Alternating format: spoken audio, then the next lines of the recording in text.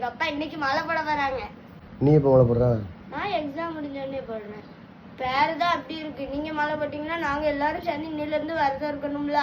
நீங்களாவது 2 வேளை சாப்பிடுவீங்க, அம்மா 1 வேளை தான் சாப்பிடுவா. நானா அப்படி சாப்பிட சொன்னேன், நீங்களும் 3 வேளை சாப்பிடுங்க. நீ மட்டும் சாப்பிடுவல்ல, ஃபுல் கட்டுவல்ல. நான் சாப்பிடுவேன், நான் சின்ன பிள்ளை. எனக்கு பதிலா அம்மா விரதம் இருப்பா, நான் மலை பாரி எடுக்கிறதுனால.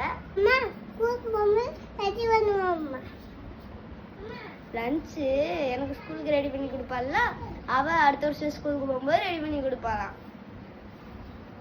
Lunch back. இப்பவே வந்துட்டு இருந்தானே அப்படி.